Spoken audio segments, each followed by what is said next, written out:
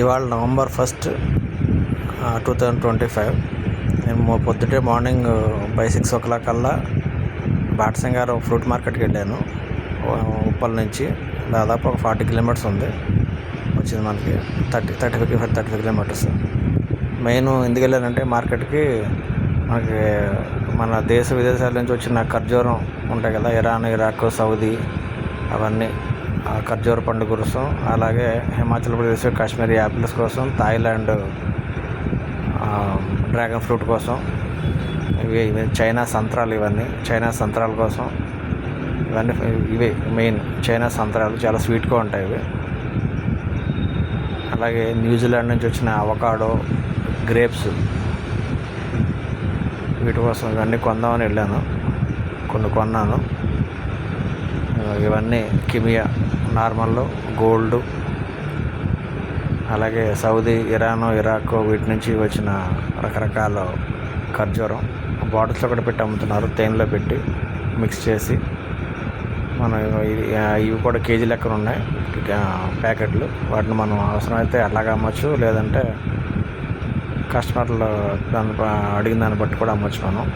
ఈ మొత్తాన్ని కూడా పెద్ద గోడౌన్ ఉంది ఇక్కడ ఇనపదే.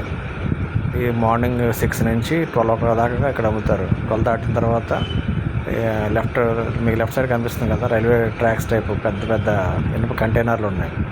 దాంట్లో పెట్టేస్తారు. అది ఫుల్ ఏసీ అనమాట. మళ్ళీ నెక్స్ట్ రోజు అమ్ముతారు, లేదంటే ఇతర రాష్ట్రాలకి, ఇతర ప్లేస్లకి ఎక్స్పోర్ట్ చేస్తారు.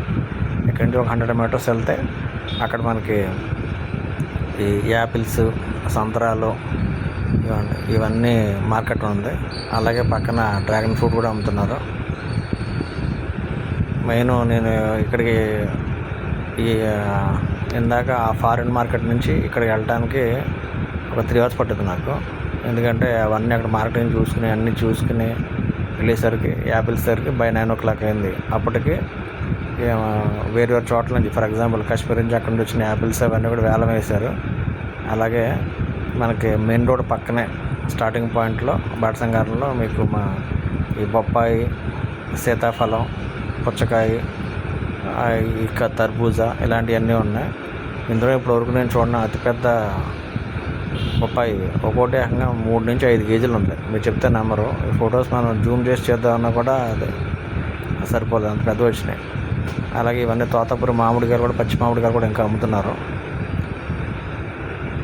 దీంతోపాటు పునాస్కాప్ కూడా వచ్చింది.